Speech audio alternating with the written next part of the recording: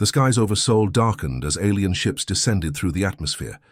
Director Park of South Korea's Defense Ministry watched in horror as the same scene played out across every major city on Earth. "They've breached our final defense." "Line," said Colonel Kim, his voice steady despite the chaos. The Galactic Council, led by High Counselor Nak, had deemed Earth a simple conquest, a resource-rich world inhabited by primitives. Their invasion force, commanded by General Tae, overwhelmed Earth's military defenses within days. As smoke rose from the ruins of once great cities, Professor Lee gathered survivors in a hidden mountain bunker. "They think we're defeated," she told the group of scientists and soldiers. "That's their first mistake." The bunker walls shook as another explosion rocked the mountain above them. Dust fell from the ceiling, coating the tired faces of the 30 people who had managed to escape Seoul before it fell. Director Park stood in the corner, his normally pristine uniform now torn and stained with blood, not his own, but that of his driver who hadn't survived the mad dash from headquarters. "We have confirmation that similar attacks have happened in 157 major cities," said Officer Sun, looking up from a jury-rigged communications setup. "And New York, London, Moscow, Beijing, all under alien control now?" Professor Lee nodded grimly. She was a small woman in her 50s, with grey-streaked hair pulled back in a tight bun, but her eyes burned with fierce intelligence and determination. "They're following a standard conquest pattern. Take out communications, neutralize military response, and establish control points in population centers." "How could you possibly know their standard pattern?" demanded Colonel Kim, his patience wearing thin after 3 days of constant retreat. "Because I've been studying them for years," Lee replied quietly. She walked to her battered backpack and pulled out a thick folder. "These ships have been making brief appearances in our atmosphere for decades. My research team tracked at least 30 incidents that governments worldwide covered up." Director Park approached and took the folder, flipping through pages of photographs, data charts, and witness statements. "Why wasn't Defense informed of this?" Lee gave him a tired smile. "We tried. Your predecessor labeled us as conspiracy theorists." A young soldier named Corporal Bay spoke up from where he sat cleaning his rifle. "So what do they want? Why attack us now after watching for so long?" "Resources," Lee said simply. "Earth has rare minerals, water, and biological diversity that must be valuable to them. From radio transmissions we've managed to intercept, they call themselves the Galactic Consortium, ruled by a council. They classified Earth as a Class 3 acquisition target, rich in resources, with only moderate resistance expected." The bunker fell silent as everyone absorbed this information. These weren't just invaders. They were harvesters who saw Earth as nothing more than a resource node to be stripped. "How do we fight them?" asked Young Ho, a university student who had been visiting the Defense Ministry for a school project when the attack began. "Their technology it's like magic compared to ours." Director Park set down the folder and looked around the room. "The same way humans have always fought superior forces, intelligence, guerrilla tactics, we learn their weaknesses." "They must have weaknesses," Colonel Kim added, nodding slowly. "Everything does." Professor Lee moved to a makeshift whiteboard and began writing. "From what we've observed, their ships emit a specific radiation signature before weapons discharge. With proper equipment, we might get a few seconds warning before attacks." For the first time, a flicker of hope appeared on the faces around her. "They also seem to operate on a strict hierarchy," she continued. "When we managed to take down one of their scout ships near Busan, the other units in the area became disorganized for nearly 10 minutes. Officer Sun perked up. "Like they didn't know what to do without orders?" "Exactly," Lee said. "They're coordinated, but potentially inflexible." A distant rumble echoed through the bunker, followed by the sound of falling rocks outside their hidden entrance. "They're getting closer," whispered Young Ho, fear evident in his voice. Director Park stood straighter. "Then we need to move. This location is compromised." He turned to Colonel Kim. "Do we have contact with any other resistance groups?" "Sporadic communications with bunkers near Incheon and Daegu," Kim replied. "Also weak signals from what might be Japanese defense forces, operating from ships at sea." "Good. We coordinate with them and establish a network." Park looked at the assembled group, soldiers, scientists, and civilians thrown together by catastrophe. They think this is over, but humanity doesn't surrender so easily, Professor Lee added, and they've made a critical error in their assessment. They classified us as primitive because our technology isn't as advanced, but they failed to study our history. What do you mean? Asked Young Ho. Humans have been fighting against overwhelming odds for our entire existence, Lee said, her voice growing stronger. We've survived ice ages, plagues, and our own destructive tendencies. We're adaptable, creative, and absolutely stubborn when facing extinction. She looked around the room, meeting each person's eyes. This isn't the end. It's just the beginning of Earth striking back. As if on cue, the lights flickered as another explosion shook the mountain. But instead of fear, determination now showed on the faces of Earth's first resistance fighters. 3 months later, Professor Lee examined the alien device while Engineer Du carefully documented each component. Their neural communication system, Lee whispered. It's vulnerable to particular frequency disruptions. Across the globe, resistance cells led by Commander Han and Major Choi gathered intelligence and studied captured technology. In the Council's monitoring chamber, Councillor Nak barely glanced at the Earth feeds. The humans are contained, reported Advisor Ryu. Resource extraction can begin next cycle. But in underground labs, humans worked tirelessly. When Technician Song successfully activated a captured alien weapon, resistance leaders knew they had their chance.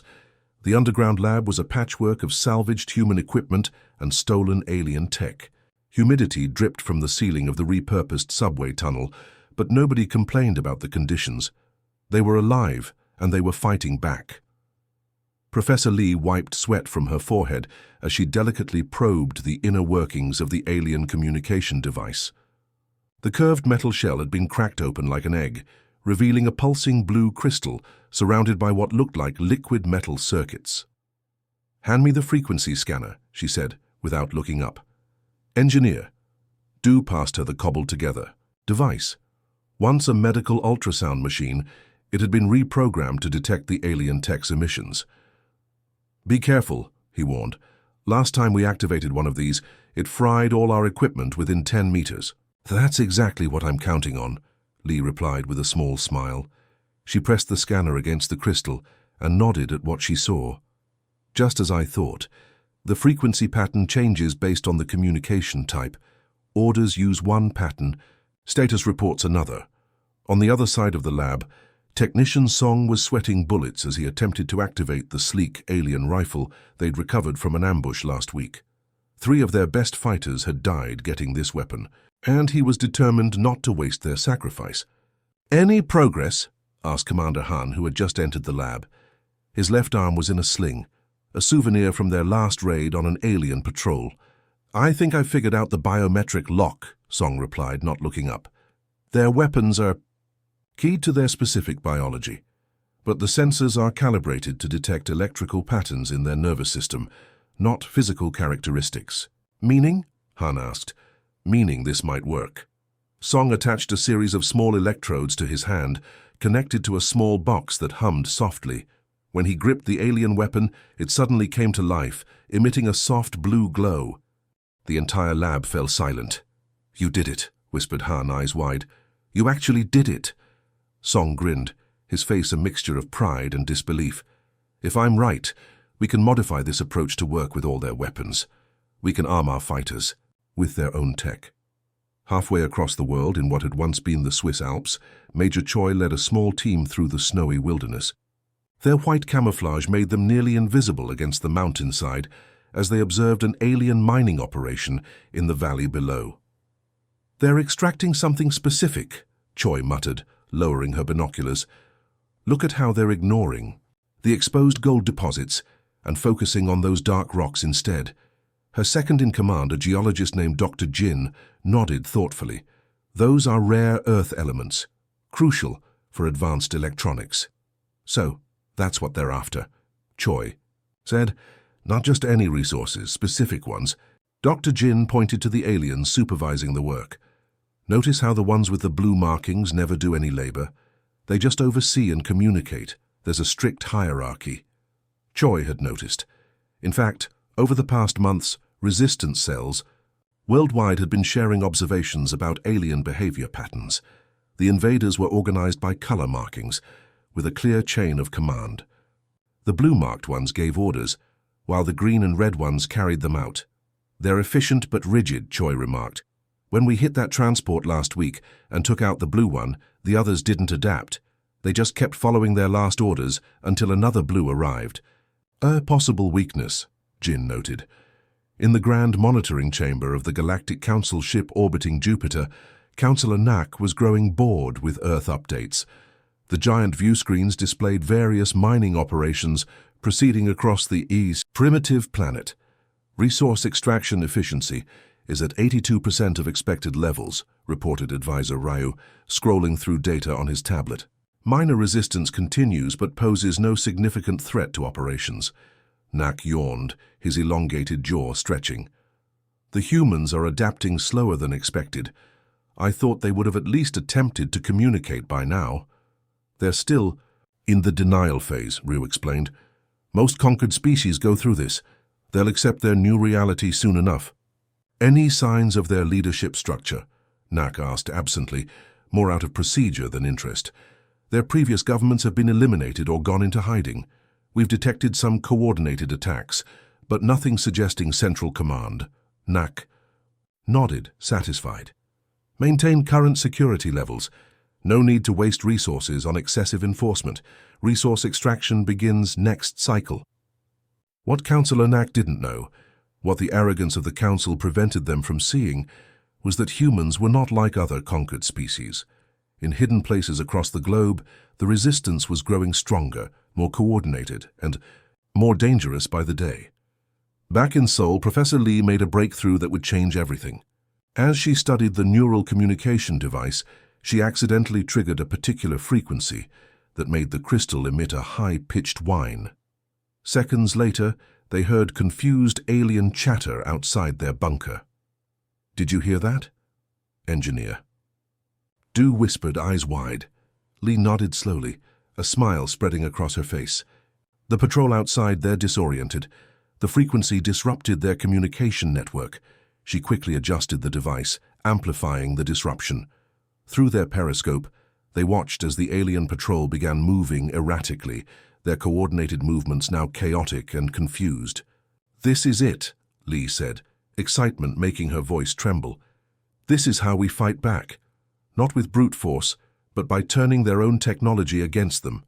When Technician Song's breakthrough with the weapons was combined with Professor Lee's discovery about disrupting their communications, resistance leaders worldwide realized they finally had the tools to fight back effectively. Hope, once a dim ember, now burned bright in underground bunkers and hidden mountain bases. The humans were ready to strike back, and the Galactic Council had no idea what was coming. 6 months into the occupation, the resistance struck. "Commander." Han led an assault on an alien outpost near Busan, while Major Choi deployed the neural disruptor in Tokyo. The aliens, commanded by Captain Moon, suddenly clutched their heads in agony as their neural network filled with contradictory commands. Their coordinated forces fell into disarray. In the council chamber, Nak received disturbing reports. "Impossible," he muttered, as footage showed humans using modified alien weapons. "The primitives are more adaptable than we anticipated," warned Councillor June, who had opposed the invasion from the start.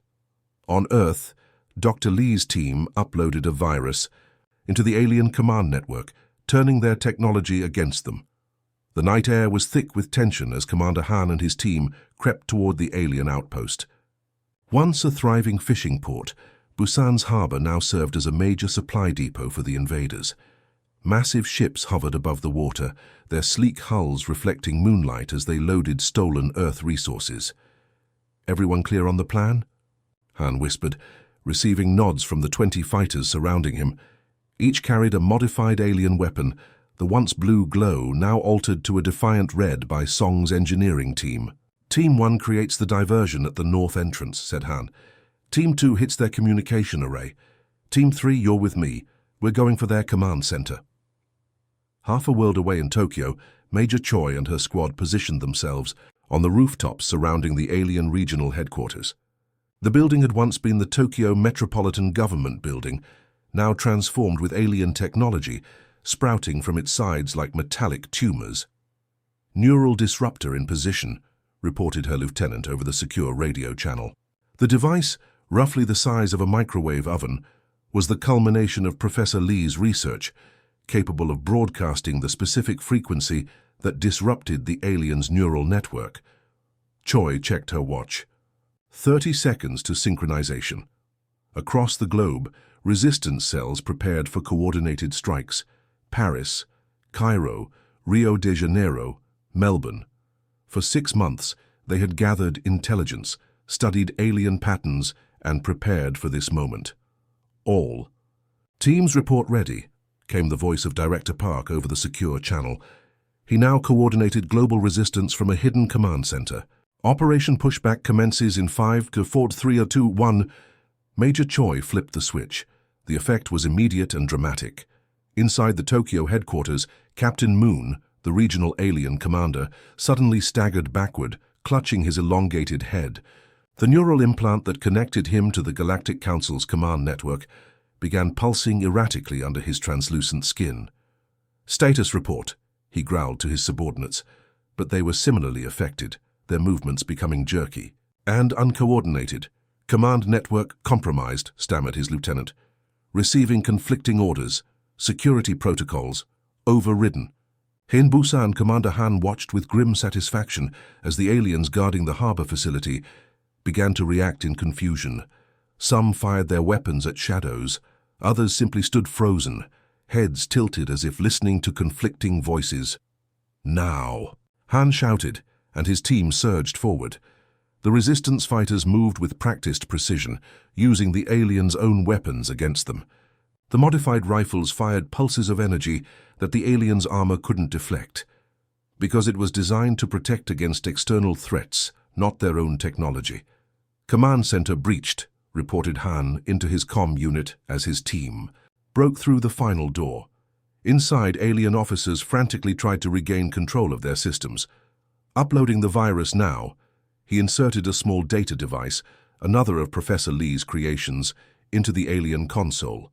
Green lights flashed across the alien screen, followed by a cascade of symbols as the virus began its work.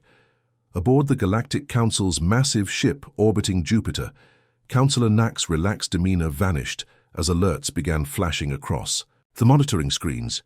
"What is happening?" he demanded, rising from his seat as the calm order of the command center dissolved into frantic activity. "Multiple attacks on ground facilities," reported an officer, mandibles clicking nervously. "Tokyo, Busan, Paris, Cairo, it's happening everywhere simultaneously." "How is this possible?" Nack snarled. "These are primitives. Their technology is centuries behind ours." The main view screen flickered to life, showing footage from Earth. Nack's eyes widened in disbelief as he watched humans wielding modified alien weapons, moving with coordinated purpose through alien strongholds. "Impossible," he muttered. "Counselor." June stepped forward, his expression grave. "I warned the Council that direct invasion carried unnecessary risks. These humans have a history of resistance against superior forces." "They're using our own technology," Nack said, stunned. "How could they possibly understand it, let alone modify it?" "The primitives are more adaptable than we anticipated," June replied. "Their short lifespans have apparently bred a species that learns and evolves quickly under pressure." In her underground laboratory, Professor Lee monitored the global operation with intense focus. Screens showed resistance operations unfolding across the planet, each feeding data back to her team. "The virus is successfully uploaded at 16 command nodes," reported Engineer Doe, excitement clear in his voice. "It's spreading through their network faster than they can contain it." Lee nodded, allowing herself a small smile. "The beauty of their neural network is that it's so integrated. They never imagined they'd need to defend against themselves." The virus was her masterpiece, a digital parasite that mimicked legitimate commands but subtly altered them. Defense systems were ordered to stand down. Weapons were commanded to enter maintenance mode. And most importantly, the chain of command was thrown into chaos as contradictory orders spread throughout the network. Sol Command Node is reporting that alien forces are retreating to their ships, announced Director Park, barely containing his excitement. The same report is coming in from Beijing, London, and Moscow. A cheer went up through the command center, but Lee raised her hand for silence. This is just the beginning, she cautioned. We've surprised them, but they'll adapt. We need to press our advantage. On the outskirts of what had once been New Delhi, a refugee who had been hiding in the ruins watched in amazement as alien troops began evacuating their positions, loading equipment onto transport ships in obvious disarray. In Sydney, resistance, fighters seized an alien communications array intact, immediately beginning to study its deeper functions. And in the heart of the former United Nations building in New York, now an alien governance center, human forces captured the regional overseer, the highest-ranking alien taken since the invasion began. Back in the council chamber, Nak's composure had completely dissolved. Send reinforcements immediately. Double the security forces on every major facility. The command network is compromised, an officer reported. We can't guarantee secure transmission of orders. Then sever the network, Nak shouted. Return to local command structures. Counselor. June shook his head. Our entire operational strategy is built around networked command. Without it, we lose our primary advantage. For the first time, real fear flickered across Nak's features. These are just primitives, he said, almost to himself. How could they do this? As if in answer, the main screen suddenly changed. Instead of showing battle footage, it now displayed a single human face. Professor Lee looking directly into the camera. To the Galactic Council, she said, her voice clear and unwavering. Your forces on Earth are in retreat. Your command network is compromised. This is not a negotiation or a plea for mercy. This is notice. Earth is fighting back, and we're just getting started. The transmission cut off, leaving the council chamber in stunned silence. On Earth, humanity celebrated its first major victory against the invaders. But as Professor Lee had warned, this was just the beginning of a longer struggle. The aliens would adapt. The real war was just beginning, but for the first time since the invasion, people looked to the sky not with fear, but with defiance. Commander. Han stood on the bridge of the captured alien vessel, renamed Earth's Vengeance. Engineer Du had modified its systems for human use. Take us to the Jupiter command station, Han ordered Pilot Kang, who navigated the vessel through Earth's atmosphere and into space. The Council's emergency session was interrupted by unprecedented news. Humans had captured the Jupiter outpost and destroyed 3 battle cruisers. How can primitives master our technology so quickly? Demanded Councillor Nak. You underestimated their capacity for adaptation, replied Councillor June. Their entire history is written in survival against overwhelming odds. As Earth forces secured their first foothold in space, the Council's unified position began to fracture. The bridge of the alien vessel hummed with unfamiliar energy as Commander Han gripped the railing, trying to appear more confident than he felt. The ship, a sleek mid-sized cruiser captured during the Tokyo offensive, had been hidden in an abandoned mine shaft for weeks, while Engineer Do and his team worked day and night to understand its systems. Status report, Han called out, his voice steady despite the enormity of what they were attempting. Life support functioning at 92% efficiency, reported Officer Min, her fingers dancing across the alien console that had been modified with human interfaces. Weapons systems online, shield generators at full capacity. Han nodded, running his hand along the cool metal of the command chair, a chair designed for a being with a very different anatomy. Engineer Du had modified it with makeshift cushions, but comfort was the least of their concerns now. Communications, Han asked. Secure channel established with Earth Command, responded Communications Officer Jun. We're maintaining radio silence as planned, but we can receive their transmissions. Han took a deep breath and looked at the main view screen, which showed the blue curve of Earth growing smaller behind them. 60 humans crewed this vessel. Scientists, engineers and soldiers representing every continent. Each had volunteered for what might well be a suicide mission. Pilot Kang, Han said. Status of our flight path? Kang, a former commercial airline pilot whose steady hands had made her the natural choice for this role, didn't look up from her controls. We're maintaining the shadow approach as planned, Commander, using the moon's gravity to slingshot us toward Jupiter. The alien propulsion system is incredible. We'll reach Jupiter orbit in just under 11 hours. Han still couldn't quite believe that. 11 hours to Jupiter. Before the invasion, such a journey would have taken months. Any sign of detection? He asked. Negative, replied Sensor Officer Yoon. Their system relies on recognition codes, not visual identification. As long as our transponder keeps broadcasting the codes we captured, they'll see us as one of their own vessels.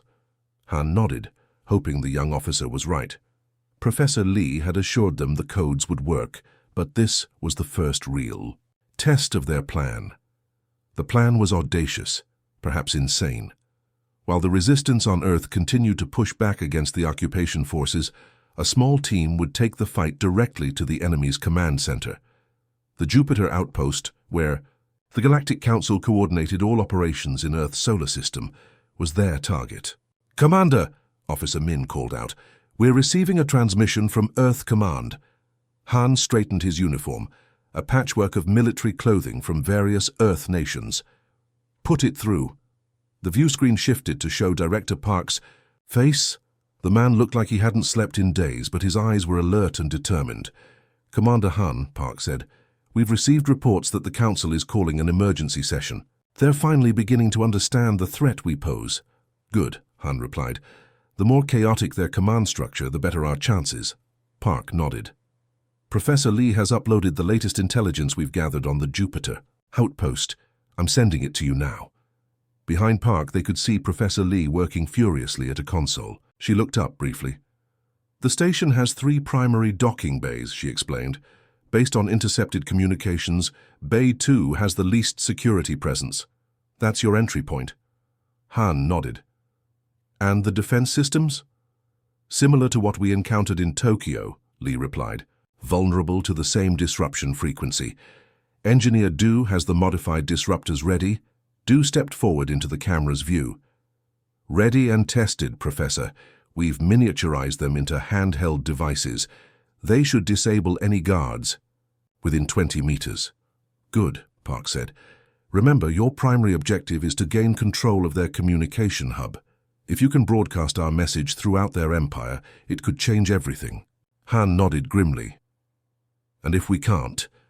"Then destroy the station," Park replied without hesitation.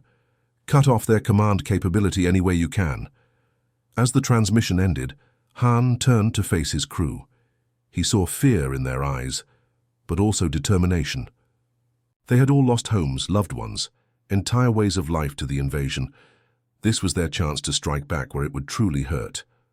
"We're making history today," Han told them. "For the first time, humans will take the fight beyond Earth. Whatever happens, remember this. We've already won by making it this far." Across the vast expanse of space, in the grand chamber of the Galactic Council's Jupiter station, an emergency session was underway. The circular room, designed to intimidate with its towering ceiling and elevated central platform, was filled with the Council's senior members, their blue-tinged skin reflecting the harsh lighting. "This insurgency cannot be tolerated, Counselor," Nak shouted, slamming his 3-fingered hand on the table. "I demand immediate deployment of our reserve forces from the Proxima system." Counselor June remained calm, her slender frame appearing almost fragile next to Nak's bulk. "Reserve forces will not solve a problem we don't fully understand," she countered. "These humans have demonstrated capabilities far beyond our initial assessment." "They are primitives," Nak insisted. "Their adaptation is merely unexpected." "Unexpected?" June repeated with a hint of mockery. "They've hijacked our neural network, repurposed our weapons, and coordinated global strikes with precision that would impress our own military strategists. We need to reassess our entire approach." Before Nak could respond, the chamber doors slid open, and an aide rushed in, clearly agitated. "Counselors," the aide said, bowing quickly, "we've detected anomalies at outpost stations 7 and 12. Communications have been disrupted." Nak waved dismissively. "More of their primitive hacking attempts. Isolate the affected systems and—" "That's not all," the aide interrupted, breaking protocol in his urgency. 3 of our battle cruisers in the outer defense ring have gone silent. and we've lost contact with the monitoring station on their moon." A murmur of concern spread through the chamber. "How is this possible?" Nak demanded. "They have no space capability. Their vessels were destroyed in the initial invasion." The answer came in the form of alarms, suddenly blaring throughout the station. The main view screen activated automatically, showing external cameras. What they revealed sent shockwaves through the assembled council members. An alien vessel, one of their own cruisers, was approaching the station. But the energy signature was wrong, modified somehow, and it was broadcasting conflicting identification. "Codes impossible," whispered Nak. "The humans," June said quietly. "They've adapted one of our ships." Before anyone could respond, the screen showed smaller vessels launching from the cruiser, boarding crafts heading directly for the station's docking bays. "How can primitives master our technology so quickly?"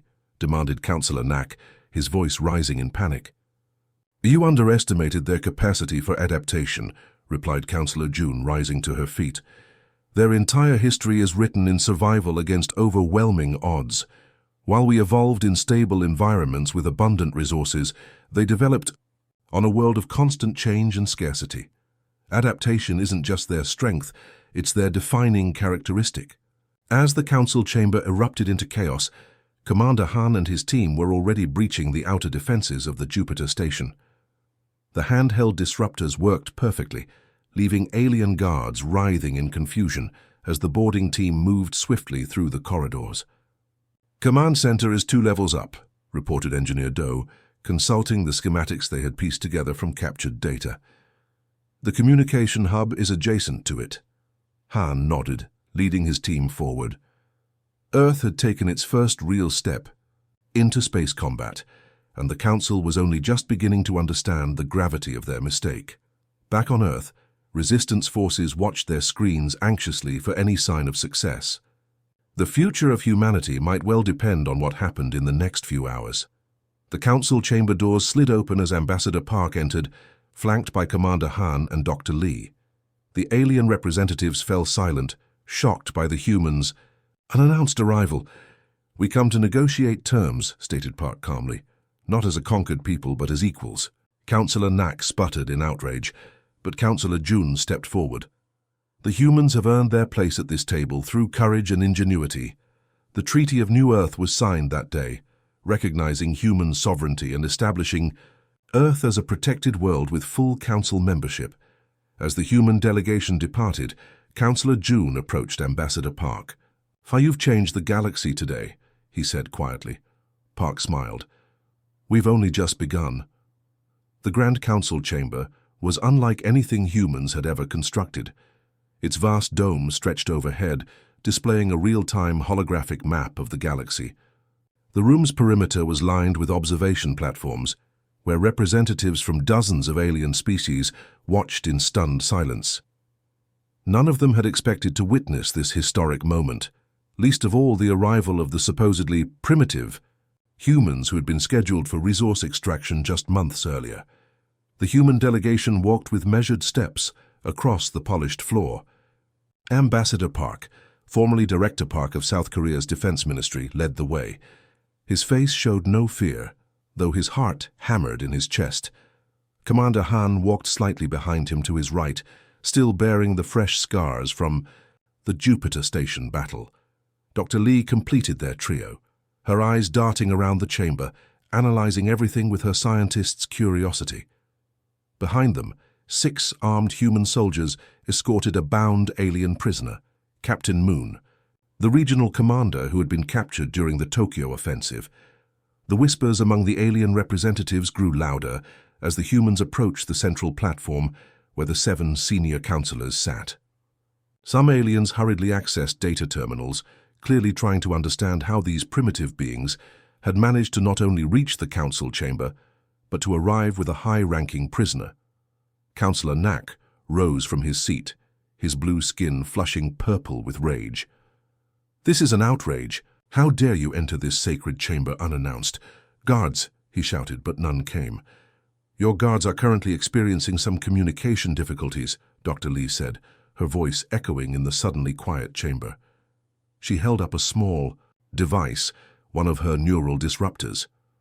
Nothing permanent, I assure you. We come to negotiate terms, stated Park calmly. Not as a conquered people, but as equals. Nak's three-fingered hands trembled with fury. Equals? You are barely space-capable. Your technology is centuries behind the least advanced council member. You have no standing here. And yet, here we stand, Commander Han replied evenly. After destroying 3 of your battlecruisers and capturing your Jupiter command station with a single vessel, a murmur spread through the watching aliens. Many seemed to be reassessing the humans before them. Councillor June rose slowly from her seat. Unlike Nak, her demeanor was composed, even respectful. How did you reach our council chamber? This location is known only to senior officials and protected by the most advanced security measures. Dr. Lee smiled slightly. Your Captain Moon was very helpful once we explained that cooperation would be rewarded. As for your security measures, she shrugged.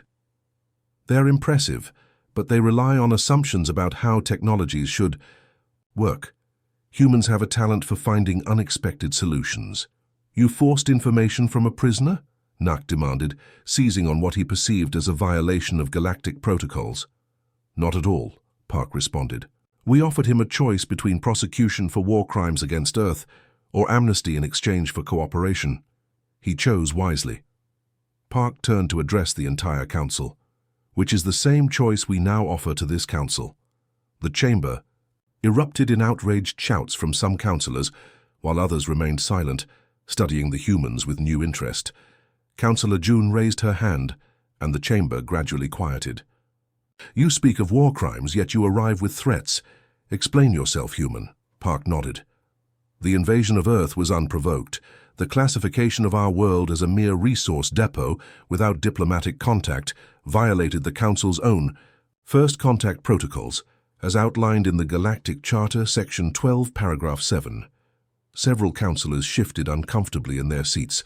Park had clearly done his homework. Furthermore, Park continued, the deliberate targeting of civilian population centers constitutes a violation of the Sentient Rights Accord that this very council established 300 years ago.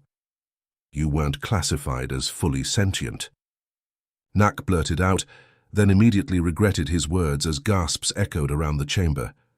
A convenient classification, Dr. Lee noted dryly. One made without proper study or evaluation. Commander Han stepped forward. We have recorded evidence of each violation, but we didn't come here seeking punishment. We came seeking recognition and peace. From inside his formal jacket, Park withdrew a data crystal and placed it on the central platform. This contains our terms. They are non-negotiable, but they are fair. One of the councillors activated the crystal. A holographic document appeared above the platform, rotating slowly for all to see. The Treaty of New Earth, Park announced.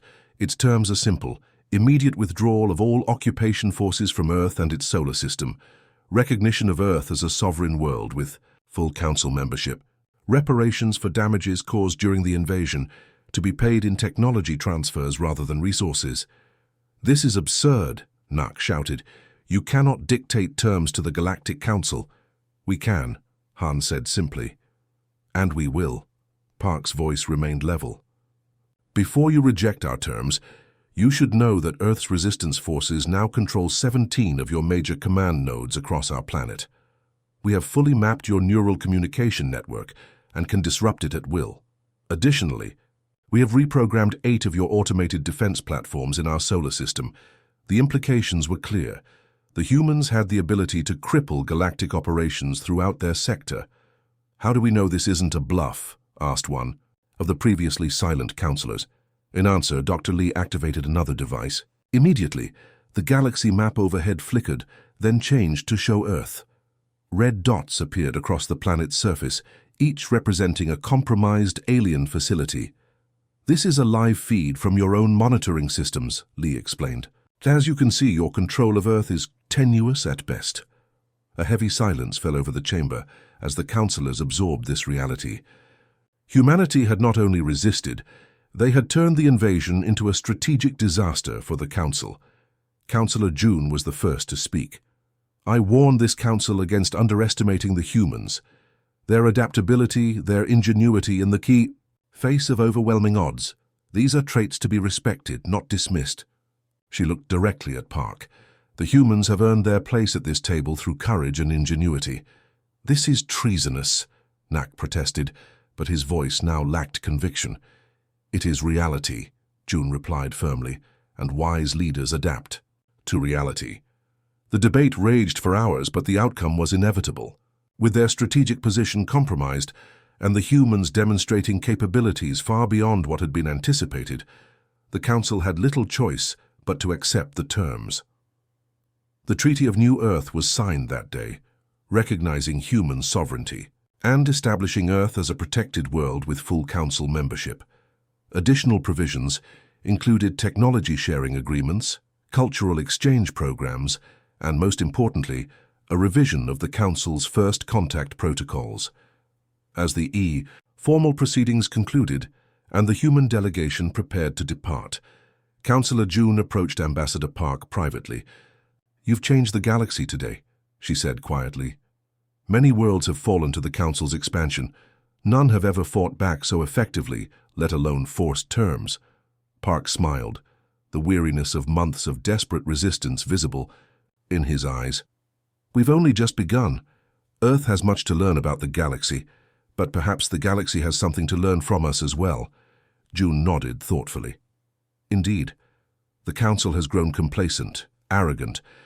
Perhaps this adjustment was long overdue." As the human delegation boarded their ship, a new vessel provided as part of the treaty terms, Commander Han looked back at the massive Council station. "Do you think they'll honor the agreement?" he asked Park. "They'll have to," Dr. Lee answered, before Park could speak.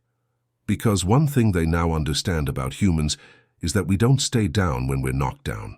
We get up, we adapt, and we come back stronger."